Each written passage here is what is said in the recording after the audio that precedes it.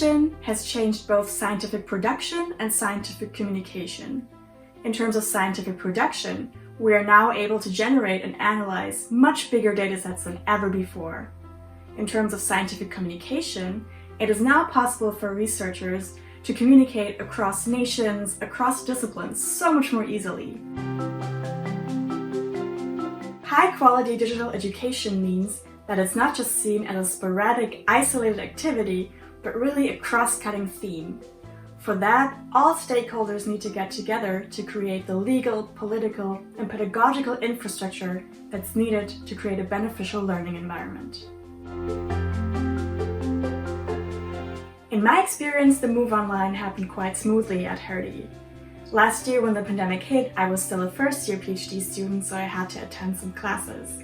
What I found really great was that Hertie had in-class supporters who took care of the technical matters so that the professors could focus entirely on the teaching.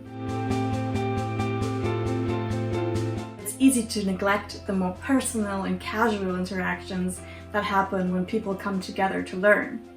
And especially as a PhD researcher who already spends a lot of time alone in front of a computer, it has been so crucial to have networking events and also opportunities to engage informally with faculty and peers to exchange upon research in a setting that is maybe less formal than a class or a colloquium.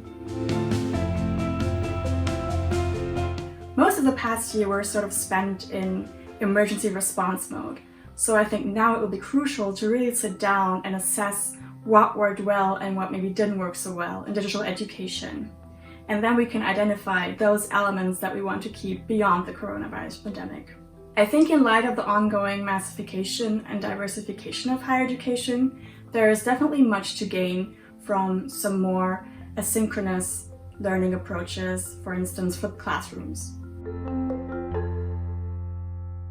A lot of research is currently being done on how the pandemic and the move online have affected different student groups, how it has affected administration, faculty, and it will be really important that policymakers get a good picture of the reality on the ground so that it can inform their policymaking.